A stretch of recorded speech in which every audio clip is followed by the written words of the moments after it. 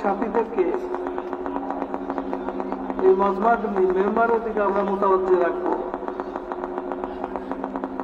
আপনারা পুরানা জিম্মাদার সাথে আপনাদেরকে বারে বারে যদি এই কথাটা বলতে হয় যে আমরা খামোশ হয়ে যাই, আমরা জুড়ে মিলে বসি, তাইলে আপনাদের জন্য এটা অপমানকর, অশোভনীয়। কারণ জিম্মাদার যে সেই সংযত হয়ে চলে, দুই গুণ যার মধ্যে থাকে সে জিম্মাদারদের মধ্যে গণ্য হয়। ইজতেমাই যত কাম আছে সমস্ত কাম ঠিক মতো করে, এনফেরাদি যত আমল আছে এনফেরাদি আমলগুলো ঠিক মতো করে এবং সকলকে নিজের চেয়ে ভালো মনে করে মহব্বতের সাথে সকলের সাথে সকলকে জুড়ে রাখে, সকলের সাথে জুড়ে থাকে। আর তার মেহনতের মকসদ হলো যে হুজুর সাল্লাল্লাহু আলাইহি ওয়াসাল্লাম দুনিয়ার থেকে চলে যাওয়ার সময় মদিনার মানুষদের আমলি অবস্থা কি ছিল, মদিনার মাহল কি ছিল। আমাদের আমলও ওই পর্যন্তই আমাদেরকে নিতে হবে এবং আমাদের মাহল যেই পরিবেশে আমি থাকি, যে মসজিদে আমি থাকি, এই মসজিদের মাহল যেন এরকম হয় যেখানে সকলেই নামাজি, ঘরে ঘরে পর্দা, কামাই রুজির ব্যাপারে 100% হালালের ইহতেমাম, আপসের মধ্যে মোহব্বত, খায়ের খাহির জজবা, কারোর সাথে কোনো দুশ্মনী আদাওয়াতি নাই, সকলে মিলে এক। সাল্লাল্লাহু আলাইহি ওয়াসাল্লাম মুসলমানদের যে তারিফ বলছেন, সংজ্ঞা বলছেন, তার মধ্যে এটাও যে একটা সমস্ত দুনিয়ার মুসলমান মিলে একটা শরীরের মধ্যে। যখন প্রতিটা মসজিদের সাথীরা, মহল্লার লোকেরা এক শরীরের মতো হয়ে যাবে, সব মসজিদের অবস্থা যখন এরকম হয়ে যাবে, তখন সমস্ত দুনিয়ার মুসলমানদের অবস্থা এটাই হয়ে যাবে, এক শরীরের মতো হয়ে যাবে। বিন্দু বিন্দু করতে করতে সাগর হয়। মৌমাছির চাকের মধ্যে মধু পাওয়া যায়, 15 দিন 20 দিন 1 মাস পরে কাটলে মধু পাওয়া যায়। 5 KG 10 KG 15 KG 20 KG 50 KG মধু হয় এক একটা চাকের মধ্যে। একটা মাছিতে কত করে আনছে, ওর মুখের মধ্যে যতটুক জায়গা ছিল এতটুক আনছে। 10টা মাছির মুখের মধ্যে মধুটুক নিলে একটা ফোঁটা হয় না। এইভাবে এই অল্প অল্প করে আনতে আনতে 50 কেজি হয়ে যায়। অনুরূপ ভাবে আমরা যদি এক একটা মসজিদের মধ্যে মেহনত করি, একটা মসজিদে একটা মহল্লাতে এইভাবে মেহনত করি যে বালেক পুরুষ বালেক মহিলা, পুরুষেরা মসজিদে, মা বোনেরা ঘরে 5 ওয়াক্ত নামাজের ইহতেমাম করে, সকলেই মা বোনেরা পর্দাকুশীদের ইহতেমাম করে 100%। সকল ঘরের মধ্যেই হালাল কামাইয়ের একটা জজবা, হালাল খাওয়ার জজবা, সিদ্ধান্ত, এর সাথে কোনো সোলাহ নাই যে কিছু হালাল হলো কিছু হালাল হলো না, না, 100% হালাল খাবো এই সিদ্ধান্ত। 100% মানুষের, পুরুষদের জজবা হলো সকলের হক আদায় করব। ঘরের মধ্যে মা বোনদের 100% জজবা হলো বউ শাশুড়ির হক আদায় করবে, শাশুড়ি বউয়ের হক আদায় করবে, ছেলে মেয়েরা মা বাবার হক আদায় করবে, মা বাবা ছেলে মেয়ের হক আদায় করবে। সকলেই কোরআনের কারিমের তেলাওয়াত করনেওয়ালা হবে। সকালে বিকালে তসবিহাতের পাবন্দি, সকলের জীবনকে হুজুর সাল্লাল্লাহু আলাইহি ওয়াসাল্লামের তরিকার মধ্যে নিবন্ধ রাখবে। নবীর তরিকার বাইরে জীবনের একটা মিনিটও যেন অতিবাহিত না হয়। সকলের জজবা হলো দিন দুনিয়ার শেষ প্রান্ত পর্যন্ত কিভাবে পৌঁছে। এইভাবে যদি একটা মসজিদ তৈরি হয়, এইভাবে আমরা যতজন সাথে এখানে আসছি সকলেই যদি সকলের মহল্লার মসজিদকে এইভাবে তৈরি করতে পারি যে যার মাল নিয়ে সারা দুনিয়াতে এই জজবা, এই দিন কি করে প্রতিষ্ঠিত হয়, এটা যদি মেহনত করি তাহলে মসজিদের মাহলটা পাক হইল। যদি আল্লাহর জন্য করি, কার জন্য করি ভাই? আল্লাহর জন্য করি, তাহলে এই মসজিদের মহল্লাটা মসজিদে নববীর মহল্লার মতো অনুকরণে হইল। যদি মসজিদে নববীর মহল্লার অনুকরণে হয় তো মেরে মোহতারাম দোস্তার বুজুর্গ, তাহলে আমরা এই কামের মাকসাদ পর্যন্ত পৌঁছতে পারলাম। শুধুমাত্র সপ্তাহে 2টা গাছ করা, শুধুমাত্র রোজানা মশওয়ারা করা, মাসে 3 দিন লাগানো, বছরে চিল্লার দ্বারা চিল্লা দেওয়া, এটা মাকসাদ না। পুরা মাহলের মধ্যে একটা পরিবর্তন আনা হলে আমাদের মাকসাদ। আর এই পুরা মাহলের মধ্যে পরিবর্তন আনার যোগ্যতা আল্লাহ তাআলা সমস্ত উম্মতের মধ্যে দিয়েছেন। কারণ এই উম্মতকে আল্লাহ তাআলা বানাইছেন হুজুর সাল্লাল্লাহু আলাইহি সাল্লামের নায়েব হিসাবে। হুজুর সাল্লাল্লাহু আলাইহি সাল্লাম যে মেহনত নিয়ে আসছিলেন, যে দিন নিয়ে আসছিলেন, ওই দিনকে নিজের মধ্যে এবং সারা দুনিয়ার মানুষের মধ্যে আনার জন্য যে মেহনত হুজুর সাল্লাল্লাহু আলাইহি সাল্লাম করে গেছেন, ওই মেহনতটা করার দায়িত্ব আমাদের সকলকেই। যে মেহনতের মধ্যে নিজের সত্তা, নিজের ব্যক্তিত্বও ছিল, যেই মেহনতের মধ্যে সারা শহরও ছিল, যেই মেহনতের মধ্যে সারা দুনিয়া ছিল, এই মেহনত করার মতো যোগ্যতা আল্লাহ তাআলা উম্মতের সকল মানুষের মধ্যে দিচ্ছেন। আর এই মেহনতটা করার জন্য কোন মাল আর মুলকের শর্ত আল্লাহ তাআলা লাগান নাই। নবী এটা বলে যান নাই যে তোমাদের কাছে যেদিন অঢেল সম্পদ আসবে, অপরিমিত সম্পদের মালিক হবে, তখন তোমরা এই কাজ শুরু করো না। তোমাদের কাছে যখন ক্ষমতা আসবে তখন তোমরা এই কাম শুরু করো না। এই কামের জন্য মালও কোনো শর্ত না, এই কামের জন্য মুলকও কোনো শর্ত না। এই কামের জন্য শর্ত হলো যে হুজুর সাল্লাল্লাহু আলাইহি সাল্লামের উম্মত হইতে পারা। আমরা সকলেই হুজুর সাল্লাল্লাহু আলাইহি সাল্লামের উম্মত, মানি আর না মানি। আমাদের নবী দুনিয়াতে আসার পরে অন্য কোন নবীর উম্মত হওয়ার কোনো সুযোগ নাই, অন্য কোন নবীর উম্মত হওয়ার সুযোগ নাই। আমি যদি স্বীকার করি তাতেও আমি হুজুর সাল্লাল্লাহু আলাইহি সাল্লামের উম্মত, আমি যদি স্বীকার না করি তাতেও হুজুর সাল্লাল্লাহু আলাইহি সাল্লামের উম্মত। হুজুর সাল্লাল্লাহু আলাইহি সাল্লামের উম্মতকে আল্লাহ তাআলা এই কামের জন্যই বানাইছেন। তা আমাদের জরুরতের কি হবে? আমাদের জরুরতের জিম্মাদারি আল্লাহ তাআলা নিজে নিয়ে নিয়েছেন। এই মেহনতের দ্বারা মানুষ যখন ইমানদার হইতে থাকবে, মানুষ যখন আমলওয়ালা হইতে থাকবে, তা আল্লাহ তাআলা নিজে বলেন মানুষের মধ্যে যখন আল্লাহ ভয় পয়দা হবে, যে এমন ভয় কোনো মানুষ আল্লাহর কোনো হুকুমকে ছাড়ে না, তখন আল্লাহ তাআলা আসমান জমিনের বরকতের দরজা খুলে দেওয়ার ওয়াদা করছেন। আসমান জমিনের বরকতের দরজা আল্লাহ তাআলা খুলে দিবেন। আমার জরুরতকে আল্লাহ তাআলা গায়বের থেকে পুরো করবেন। আমার জরুরত পুরো করা এটা আল্লাহ তাআলা নিজে জিম্মাদারি দিয়েছেন। হ্যাঁ, ওয়া মা মিন দাব্বাতিন ফিল আরদি ইল্লা আলাল্লাহি রিজকুহা। দুনিয়ার মধ্যে সকল প্রাণী বিচরণ যারা করে, তারা লড়াচড়া করে, প্রাণী যার মধ্যে প্রাণ আছে, ছোট হোক বড় হোক, আফজাল হোক মাফজুল হোক, যে কোনো মখলুক হোক, সকল মখলুক সকল প্রাণীর রিজিকের জিম্মাদারি আল্লাহ তাআলা নিজে নিছেন। আর আল্লাহ তাআলা প্রতারণামূলক কোনো দায়িত্ব, কোনো কথা আল্লাহ তাআলা বলেন না। আল্লাহ যা বলেন তা সঠিক।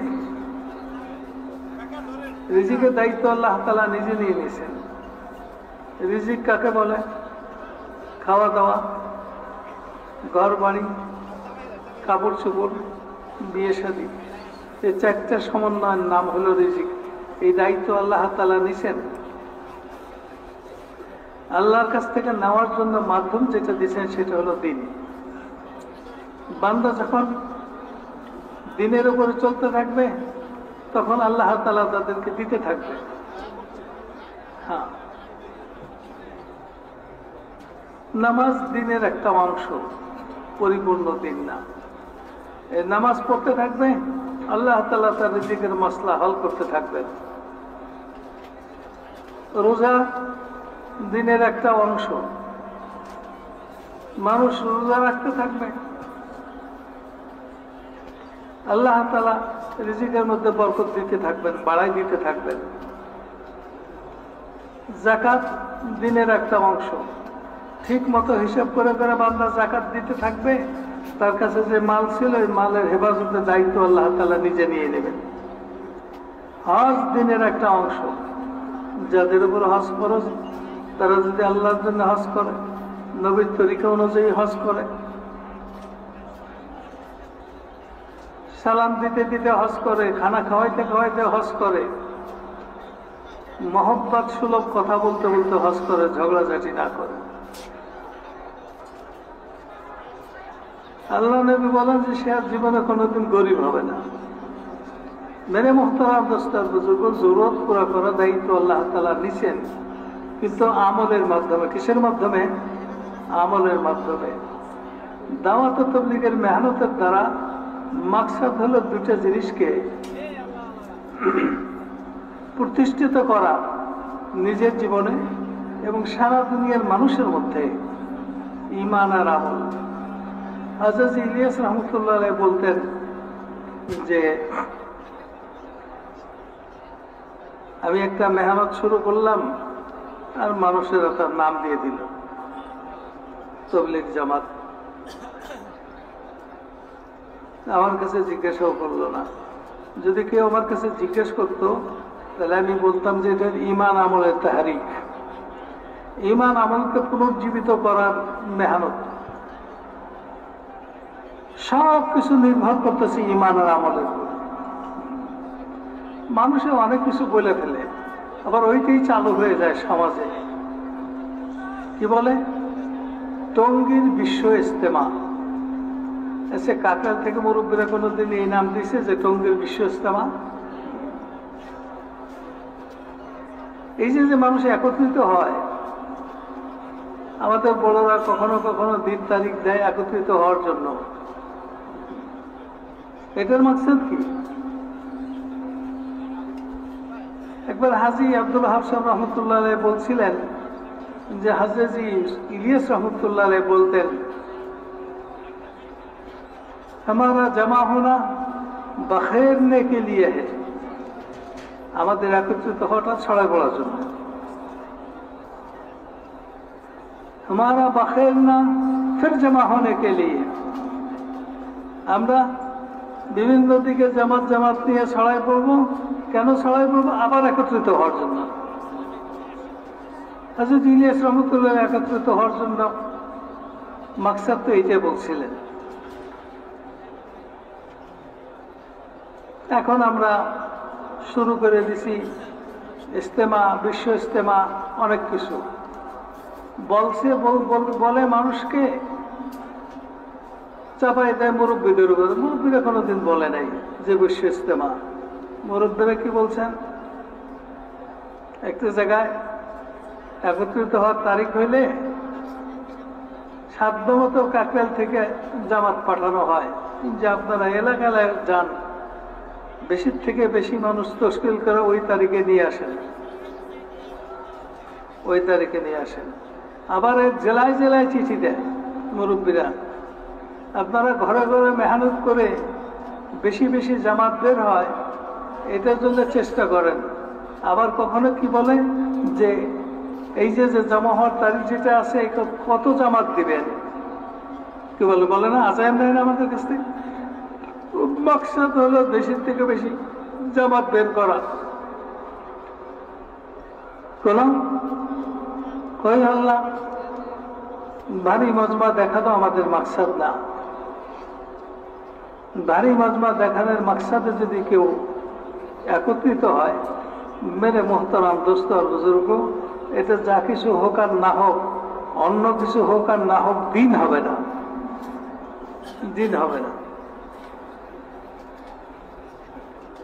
অনেক সময় হাজারো সাথী লাখো সাথী যদি জমা হয়, ওখান থেকে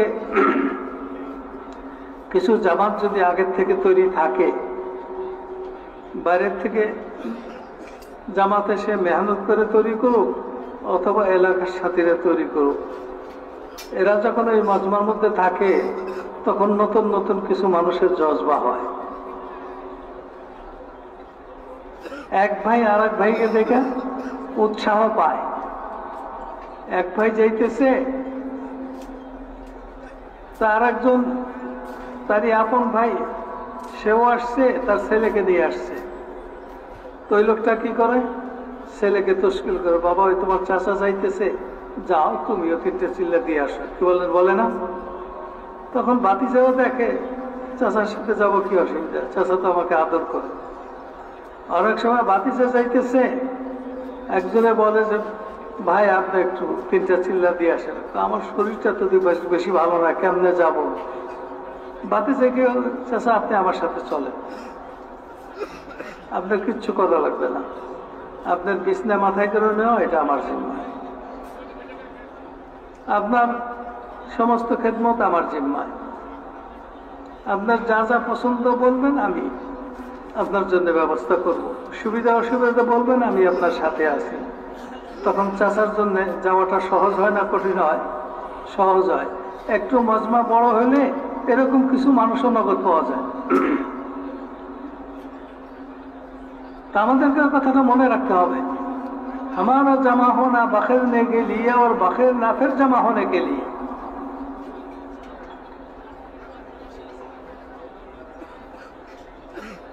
যদি এর নাম কেউ ইস্তেমা দেয় সে দিতে পারে, আমরা আপত্তি করবো না, কিন্তু আমাদের মাকসাদ এইটি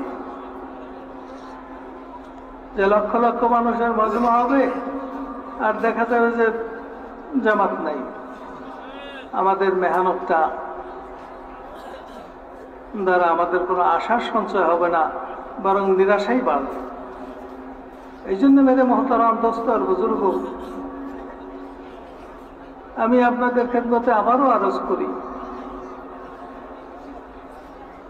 আজকে তো জুমার পরে আমল আছে, এরপরেও কয়দিন শনি রবি সোম জোহরের পরে কোনো আমল থাকবে না। আপনারা জরুরত থেকে ফারেক হবে, ফজরের পরে আমল হবে, 10টার থেকে আমল হবে, আসরের পরে আমল হবে, মাগরিবের পরে আমল হবে, মাগরিবের আমলের পরে সবচেয়ে বড় দায়িত্ব আমাদের পুরা মজমার মধ্যে ছড়াই দিতে হবে যে বেশি থেকে বেশি মানুষ আল্লাহ রাস্তাতে কি করে বের হয়। কখনো মুলকের জন্য জামাত বানানোর টাকা যা আপনাদের পুরা মজমার সামনে পেশ করা হবে, তখন যেভাবে মেম্বার থেকে বলা হবে হালকা হালকা বসে বসে সাথীদেরকে তৈরি করা, এটা আপনাদের আমানতদারি নিয়ে জিম্মাদারি নিয়ে এটাকে তৈরি করতে হবে।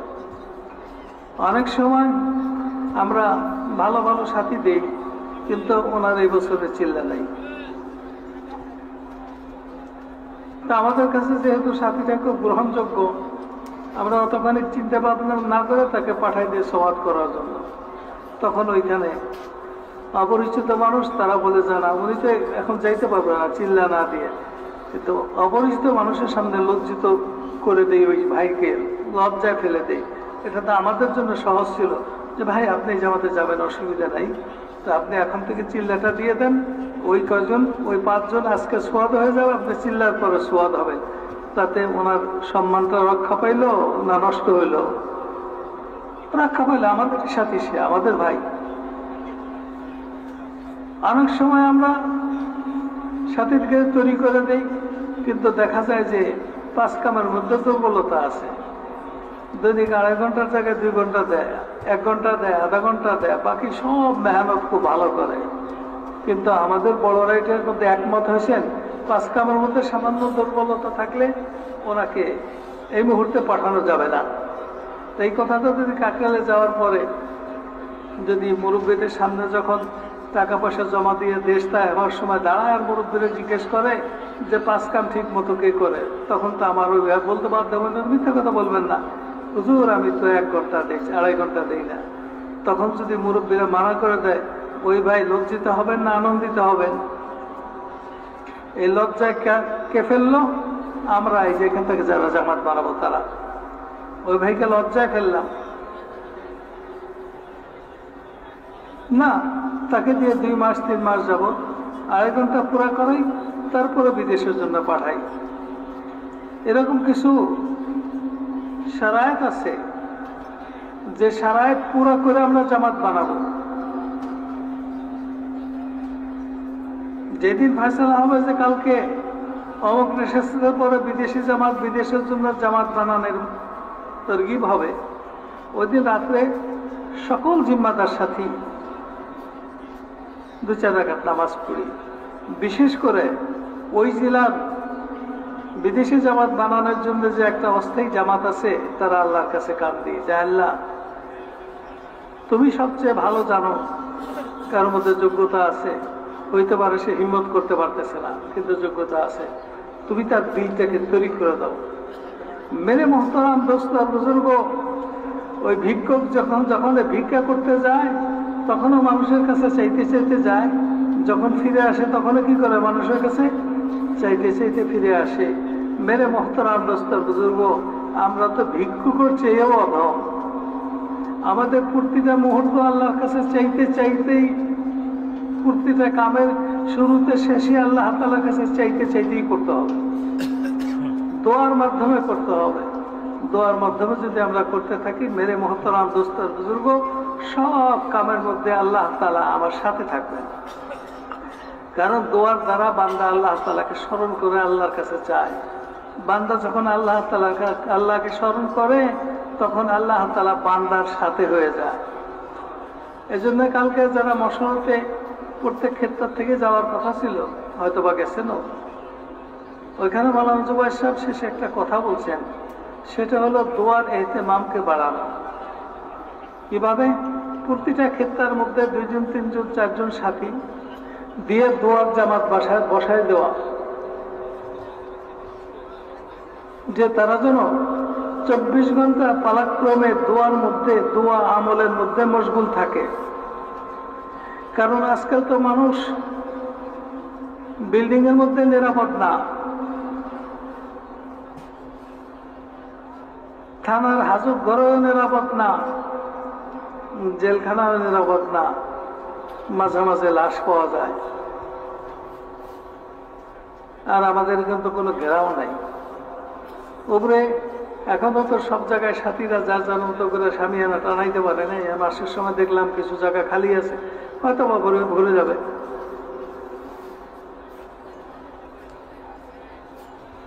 থাকলে উপরে একটা কাপড় আছে, উপরে একটা চট আছে, আমাদের কোনো বাউন্ডারি ওয়াল নাই।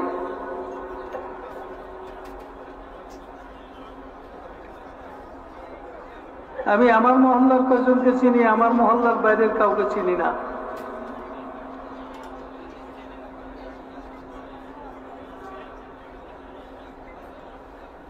দিনের ক্ষতি করার জন্য যেদিন আদম আলাইহিস সালামকে আল্লাহ তাআলা দুনিয়াতে পাঠাইলেন, ওই দিনই শয়তান তৈরি হয়ে গেল। আল্লাহর সামনে কসম খাইল, লাআমলাআন্না জাহান্নামা মিনকা ওয়া মিম্মান তাবিআকা মিনহুম আজমাইন। আদম, তোমাকে দিয়া, তোমার সন্তান সন্ততিকে দিয়ে আমি জাহান্নামকে ভরবো। আল্লাহ তাআলা ছাড় দিলেন না, বলে যে আমার নেক বান্দাদের, মুখলেস বান্দাদের কাছেও তুই যাইতে পারো, ওদেরকে আমি বাঁচাই নেব। তো শয়তান লেগে আছে, মানুষের মধ্যেও শয়তান আছে, জিনদের মধ্যেও শয়তান আছে, শয়তান লেগে আছে। শয়তানের কি বরদাস্ত হবে যে সারা দুনিয়াতে তাবলীগের কামটা চালু হয়ে যায়? এটা শয়তানে বরদাস্ত করবে? বিভিন্ন ভাবে ক্ষতি করার চেষ্টা করতে পারে। কিন্তু আমরা যদি সতর্ক থাকি, আল্লাহ তাআলা আমাদেরকে হেফাজত করবে। সতর্কতার সবচেয়ে বড় হাতিয়ার হইল, সতর্ক থাকার সবচেয়ে বড় হাতিয়ার হইল দোয়া। যেমন হাদিসের মধ্যে আছে, কোনো মানুষ যখন ওয়াশরুমে যায়, টয়লেটে যায়, তখন তো আর পায়জামা পরা থাকা অবস্থায় তো আর জরুর ছাড়া যায় না, খুলতে হয়। লুঙ্গি খুলতে হয়, তার সতর বের হয়ে আসে। কি হয়? সতর বের হয়ে আসে। কেউ যদি দোয়া পড়ে ঢুকে, শয়তানে তার লজ্জাস্থান দেখে না। দোয়া ওই বান্দার লজ্জাস্থানকে পর্দার মধ্যে রেখে দেয়। আর যদি দোয়া না পড়ে, তাইলে লজ্জাস্থান নিয়ে খেলতে থাকে, কেউ ঠেকাতে পারবে না। এই যে সূক্ষ্ম, শয়তানের থেকে বাঁচার সূক্ষ্ম রাস্তা, এটা কোথায় পাওয়া গেল? নবীর সুন্নতের মধ্যে। কোথায় পাওয়া গেল? নবীর সুন্নতের মধ্যে। এই সুন্নতের বহিঃপ্রকাশ কি? দোয়া। আল্লাহুম্মা ইন্নী আউযু বিকা মিনাল খুবুসি ওয়াল খাবায়েস।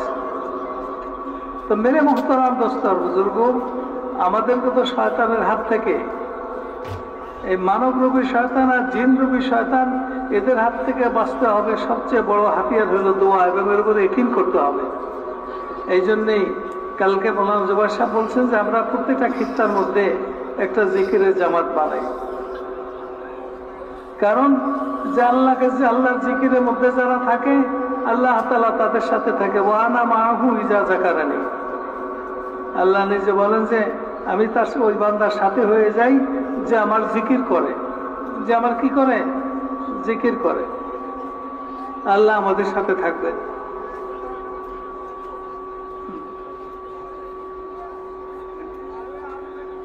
মেরে মুহতারাম দোস্ত আর বুজুর্গ, বর্ষার শেষে বিলের পানি যখন খাল দিয়ে বের হইতে থাকে, তখন মাছ মারার স্বভাব যাদের আছে, তারা অস্থির হয়ে যায়, ঘরে আর থাকতে পারে না।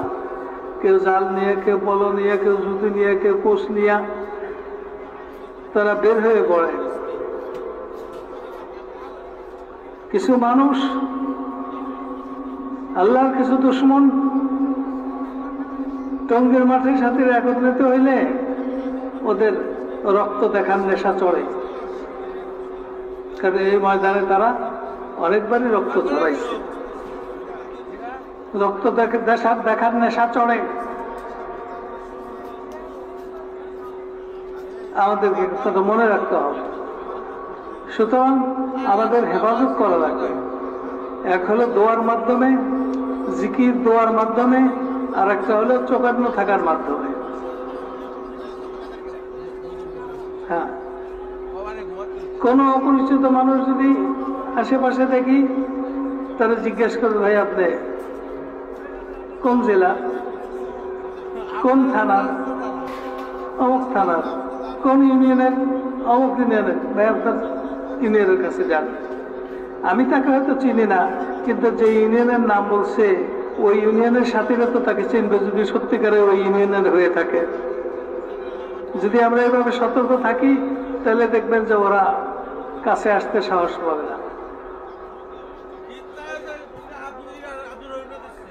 আর যদি নিজেকে আমলের মধ্যে মশগুল রাখি, আল্লাহকে স্মরণ রাখি, কাছে আসলেও কোনো ক্ষতি করতে পারবে না, আল্লাহ আমার সাথে আছে।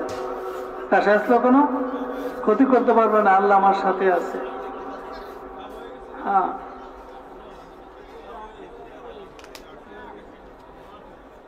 হুজুর সাল্লাল্লাহু আলাইহি ওয়াসাল্লামের জন্ম হবে সময় হয়ে গেছে, বা ইহুদিদের কাছে খবর ছিল যে জন্ম হবে, এই রাস্তা দিয়ে মুলকে শামে যাবে, এই খবর ছিল। যার মেহনতের দ্বারা মানব রচিত শাসন শেষ হয়ে যাবে, আল্লাহর শাসন দুনিয়াতে প্রতিষ্ঠিত হবে। রাজা বাদশারা ভয় পেয়ে গেছে, রোম সম্রাট ভয় পেয়ে গেছে, গুপ্তচর পাঠাইছে। একদল আস্তে আস্তে ওই জায়গাতে আসছে যে জায়গা দিয়ে হুজুর সাল্লাল্লাহু আলাইহি ওয়াসাল্লাম ওনার চাচার সাথে 10 বছর বয়সে মুলকে শামে যেতেছিল।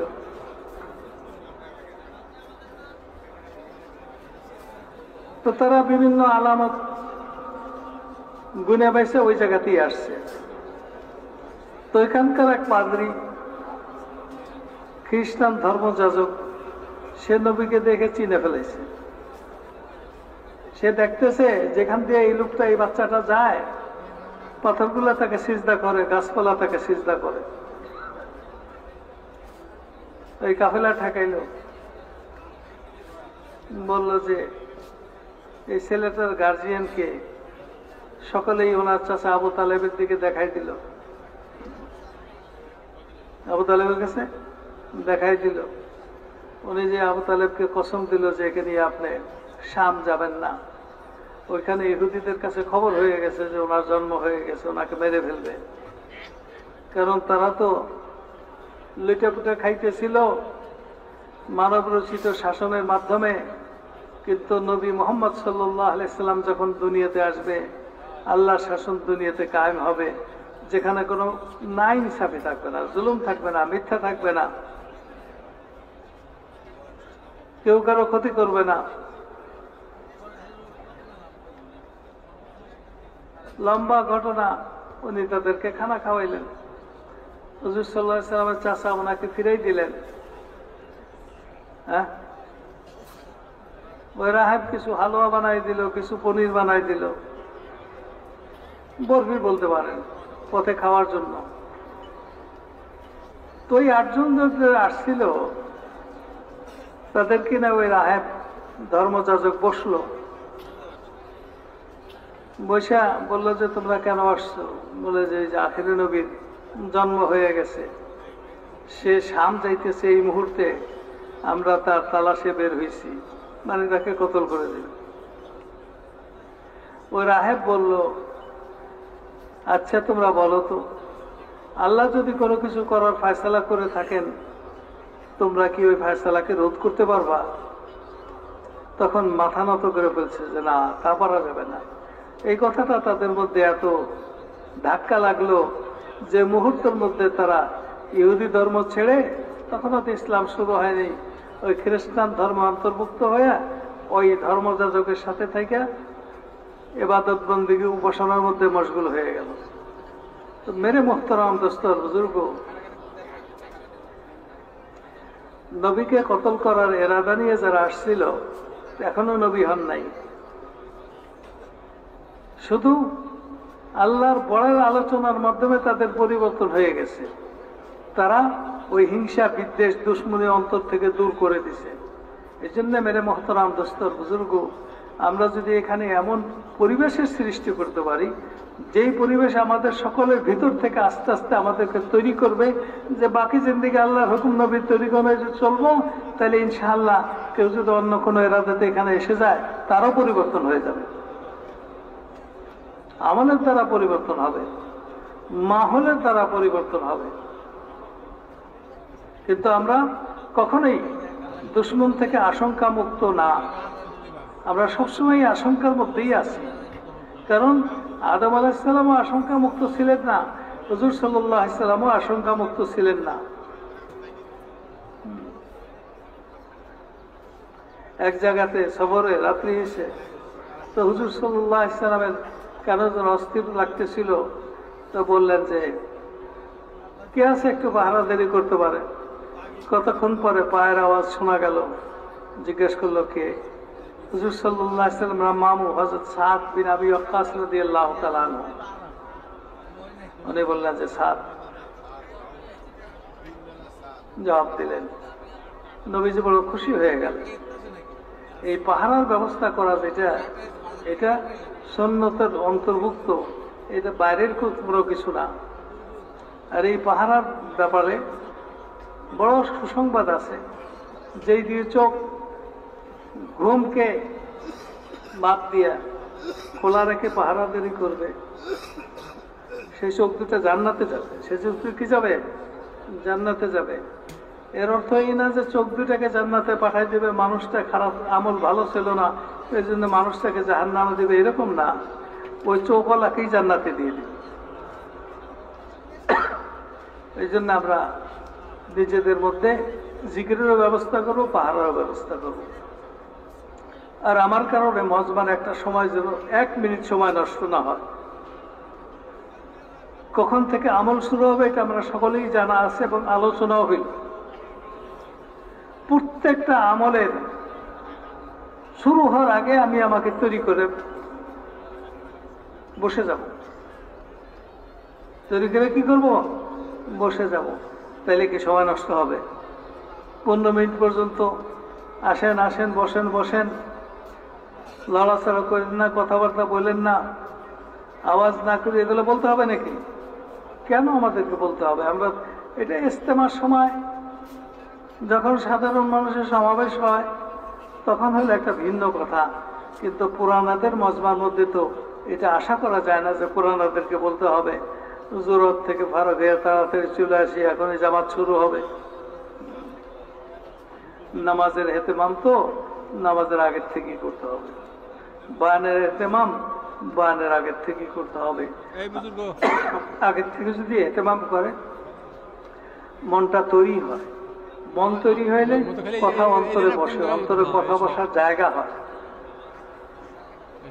ওই ঢাকাতে তশকিলের একজনকে নাম দিয়েছিলেন, সে বাদ পড়ছে।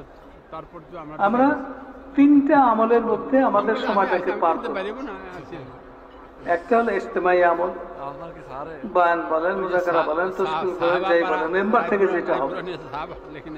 আর একটা হলো ইনফিরাদি আমল, নামাজ, জিকির, তেলাওয়াত, তাসবিহাত, দোয়া, ইনফিরাদি আমল। আর একটা হলো সংক্ষেপে জরুরত পুরা করার ব্যবস্থা।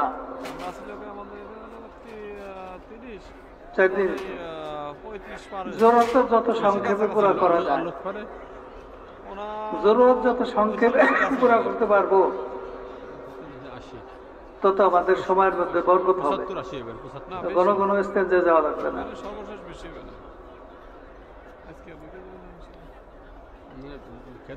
আমাদের আত্মীয় ছিলেন, আমার বোনের শ্বশুর, বড় আল্লাহওয়ালা মানুষ ছিলেন।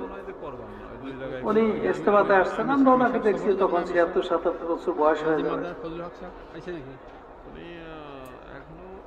বাড়ির থেকে পরোটা বানাই নিয়ে আসতেন আর চিনি নিয়ে আসতেন। ও কোনো পেট ভরে খাইতেন না, অল্প একটু খেয়ে বাড়ি খাইতেন। উনি এলাকার মধ্যে বড়, সবার কাছে বড় সম্মানী মানুষ ছিলেন। পুরা থানার মানুষই ওনাকে চিনত। খানার সময় হলে সকলেই দৌড়ে যেত, যারা যারা খানা পাকাইছে, দস্তরখান বিছাইছে, হুজুর আপনি তো আমাদের সাথে যদি খানা খাইতেন, ওটান তো আমাদের সাথে খান, ওটান তো আমাদের সাথে খান। তো উনি বলতো যে বাবারে, আমি তো তোমাদের মতো জোয়ান মানুষ না, তোমাদের সাথে এক প্লেটে পয়সা ভাত খাইলে আমার তো একটু বেশি যাওয়া লাগবে, আমি তো এই ভিড়ের মধ্যে অত যাইতে পারি না, অতবার যাইতে পারি না। জোহরের সময় অজু করি, ওই অজু দিয়ে এশার নামাজ পড়ি। ফজরের আগে উঠে অজু করি, ওই অজু দিয়ে বয়ান শেষ করা পর্যন্ত এশারের নামাজ পড়ি। 2 বার অজু করতেন 76 বছর বয়সের একজন মানুষ। কারণ জরুরত পুরা করার জন্য অল্পতে অল্প ব্যবস্থা করতেন, অল্প জিনিসের মধ্যে দিয়ে জরুরত ছাড়তেন। সময়ের মধ্যে বরকত হয়ে গেছে। সময়ের মধ্যে কি হয়ে গেছে? বরকত হয়ে গেছে। আমরা অল্প জিনিসের মধ্যে দিয়ে জরুরত পুরা করব, তাইলে কিছু আরাম করারও সুযোগ পাবো, আবার আমলের মধ্যেও কোনো ক্লান্তি আসবে না। আমলের মধ্যে কি আসবে না? ক্লান্তি আসবে না। অনেক জেলা আছে, আমাদের ঢাকা শহরে বাইরে আছে, ওলা আবার গরুর গোশত এত পরিমাণে রান্ধে সাথে খাইতে পারে না। খাওয়া হয়ে গেছে, তারপরও প্লেটের মধ্যে 2 চামচ খাবি না, নষ্ট হয়ে যাবে নাকি? ফেলে দিব, ফেলে দিব। বাড়িতে যা খাইতো তার 1.5 গুণ খায়। তো বলেন মজমা কি প্যান্ডেলে থাকবে না বাইতুল খালায় থাকবে? বাইতুল খালায় চলে যাবে সব। না, অল্প করে জরুরত পুরা করি, অল্পের মধ্যে সারি, তাতে দৌড়ে দৌড়ে চাহিদা কমে যাবে, প্রয়োজন কমে যাবে। আর এমন ভাবে আমরা জরুরত পুরা করব, এমন জায়গায় উজু করব না যে জায়গায় উজু করতে গেলে আর একজনের কাপড়ে কাদা লাগতে পারে, জুতার সাথে বাড়ি লেগে কাদা উঠতে পারে। আমি তো উজু করে আসবো এক জায়গায় ফাঁকে, আর একজন চিন্তা করবো এখানে বোধহয় পেশাব করা যায়, তার ছেলে গেছিলাম ও সেখানে পেশাব করে তার একজন এখানে পাড়া দিবে। কেউ মনে করবে পেশাব লাগছে জামাটা বদলাবে, কেউ মনে করে ওজুর পানি লাগছে, সেই পেশাব নিয়ে নামাজ পড়বে। একেবারে আপনার বিল্ডিংটা লোকে আপনার জরুরতকে এমন জায়গায় পুরো করবো না যে কোনো ভাইয়ের ক্ষতি হয়। পূর্ব দিকে অনেকে আবার ওই প্যান্ডেলের মধ্যেই আপনার ওই ঘর সুদাই চুলা জ্বালাই দেয়। পূর্ব পাশে আজকাল তো ওর বাপ লোকে আপনার গ্যাস সিলিন্ডার যাই ঝামেলা কম। সাথে যে হোটেলগুলো হয়েছে না আরে ভাই এই মধ্যে সারা দেশে মাঝে মাঝে আমরা খবর পাই না যে গ্যাস সিলিন্ডার বাস্ট হয়ে গেছে, যেটা সম্ভাবনা আছে ওটা তো এখানে হইতে পারে, তাই না? না, এর মধ্যে কোনো গ্যাস সিলিন্ডার আমরা ইয়ে করবো না। আমরা 2 দিন আগে গেছিলাম অনেকে আবার বিশ্বাস ওপরে চট আছে, তারপর তিরপাল এমন ভাবে লাগায় যে মজমায় মেম্বারে বসে কিছুই দেখা যায় না। ইনশাআল্লাহ কিছু সাথী আপনার দিয়ে দেবেন। আরে ভাই যদি খুব লাগাইতেই হয় তা কমপক্ষে দিনের বেলায় না লাগান, রাত্রে লাগান। অনেকে আবার তিরপাল লাগাইতে যাইয়া মাইকের তার একদিন সময় লাগে ছুটে ফেলে, তখন সারাদিন খবর আসতে থাকে অমুক খিত্তায় আওয়াজ শুনতেছে না, অমুক খিত্তায় আওয়াজ শুনতেছে না। মেরে মোহতারাম দোস্ত বুজুর্গ, আমাদের মাইকের জিম্মাদারি যারা আছে তারা তো কেউ 10 বছর যাবত, কেউ 20 বছর যাবত, 30 বছর যাবত আছে। কিভাবে এটা সেট করলে আওয়াজটা সব জায়গায় পৌঁছবে এটা কি তারা বোঝে না? আমি ওখানে দৌড়িয়ে আসে, আইসা দেখে যে তার ছিঁড়ে ফেলাইছে। সেই জীবনে নামাজ কালাম তাও যে খিত্তায় ইয়ে করছে ওই খিত্তায় তার ছিঁড়ে নেয়, তার শীর্ষে আগের খিত্তায়। বলেন এই মজমার মধ্যে ঘুরে ঘুরে কোন জায়গায় শীর্ষে এটা বাইর করা একটি খুব সহজ কথা, আপনার খুশি কে এই তুমি কি মরে যাই কিন্তু শীর্ষে আমরা হ্যাঁ আমি কি জানি আমি ওই তিরপাল লাগাইতে যাই। হঠাৎ করে আমি কে আমার পকেটে করে অস্থিরে পড়ে গেছিলাম। ক্লাস কিছু নিয়ে আসে, ওই তারের মধ্যে যে কাটে কাইটা, তারপর ওইখানে কানেকশন দেয়, কানেকশন দিয়ে নিজে মোবাইল দিছে, মোবাইল চার্জের ব্যবস্থা করে। ওই কাটতে যাইয়া ইলেকট্রিক তার মনে করে কাটছে, কিন্তু কাইটে গেছে মাইকের তার। মানুষের আবার দেখে ফেলা না, কিন্তু তাড়াহুড়ো করে ওখান থেকে নাইবে চলে আসছে, নিজেও তো ঠিক করে নাই বা খবরও দেয়নি, গান শুনতে পারতেছে না। চিন্তা করে যে আমি একটু সুবিধা পাওয়ার জন্য এই যে হাজার হাজার মানুষকে যে এই মুজাকারাগুলো শোনার থেকে বঞ্চিত করে দিলাম, এটি কি অপরাধ না? অপরাধ। আজকে আমরা মোবাইল চালানোর জন্য ব্যস্ত হয়ে গেলাম, কিন্তু আমরা যখন দেখি এলাকার থেকে জামাত তশকিল করে পাঠাই, তখন আমাকে যদি বয়ান করার জন্য দেয়, তখন আমরা কি বলি যে ভাই এই মোবাইল টোবাইল নিয়ে না যাই, এটা নিলে তবলিগের আমলের মধ্যে মন বসবে না, একথা বলে না? এমন কোন জেলা আছে যে জেলায় কথা বলে না, কিন্তু ওই জেলারাই এখন এই মোবাইল চার্জে দেওয়ার জন্য ব্যস্ত হয়ে যাবে। আমাদের কথায় কেন আসর পড়ে না, প্রভাব পড়ে না? আমরা কথার সুফল কেন পাই না? আমাদের ব্যক্তিগত আমলের সাথে আমাদের কথার মিল একটু কমে গেছে। নাই বলতে চাইছিলাম কিন্তু বললাম না আর কি, মিল কমে গেছে। কথার কাজে মিল থাকা এটা হলো মুমিনের আলামত, ইমানদারের লক্ষণ। ইমানদারের লক্ষণ, কথায় কাজে মিল থাকে না, এটা ইমানদারের লক্ষণ না। আল্লাহ তাআলা আমাদেরকে হেফাজত করে। এই 2-4টা কথাই আরজ করার জন্য আমাকে পাঠানো হয়েছিল, হয়তো আমি কিসের জন্য পাঠাইছি তা ভুলেও গেছি, সব কথা বলতে পারিনি। তবে এতটুকুন আমলের ইহতেমাম করা, ধ্যানের সাথে জরুরতকে অল্প পুরা করা, জরুরত পুরা করার জন্য যেখানে যেখানে ব্যবস্থা আছে ওইখানেই জরুরত পুরা করা, এর বাইরে আশেপাশে কোথাও জরুরত পুরা করার জন্য চেষ্টা না করা। হয়তো ইজতেমাই আমলে থাকবো, মেম্বার থেকে কথা চলবে, নয়তো ইনফেরাদি আমলে থাকবো, নয়তো জরুরত পুরা করব অল্প করে।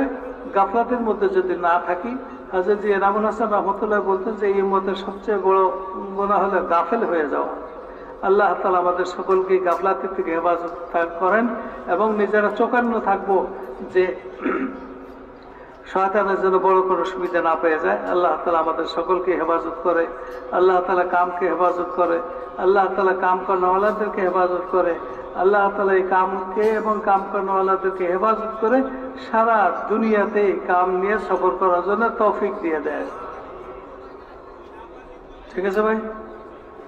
জি, আপনারা সারা রাত্রি সফর করে আসছেন, একটু আরাম করেন, নাস্তা করেন।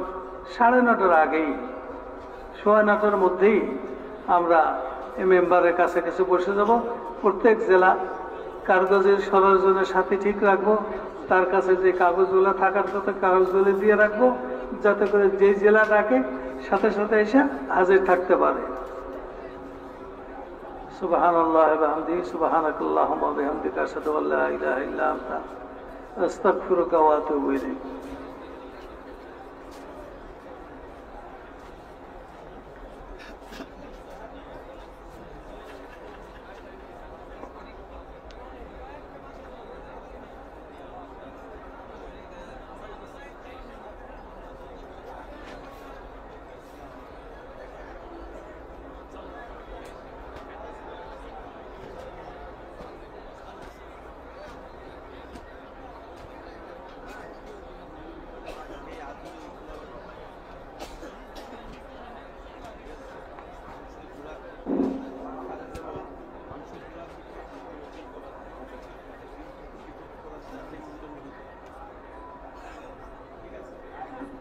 আসসালামু আলাইকুম ওয়া রাহমাতুল্লাহি ওয়া বারাকাতুহু। ভাই, প্রত্যেক খিত্তার জামাতের প্রতি অনুরোধ, আপনারা তো আয়সা পড়ছেন, আলহামদুলিল্লাহ, আল্লাহ তাআলা আপনাদের এই আশাকে কবুল করুক। আপনারা এখনো খিত্তার ম্যাপ সহ যাবতীয় কিছু কাগজপত্র দেওয়া হয় মার্কাজের পক্ষ থেকে, এগুলো 1 নম্বর বিল্ডিং এর দক্ষিণ দিকে, যেখানে আমাদের ইজতেমার সময় সূরা হাজরাতরা থাকে, টিনের শেড, ওখানে আমরা এসে আমরা প্রত্যেক খিত্তা থেকে 2 জন করে সাথী আসি, এসে ওই কাগজগুলো আমরা নিয়ে যাই। আল্লাহ তাআলা আমাকে আপনাকে তৌফিক দান করেন।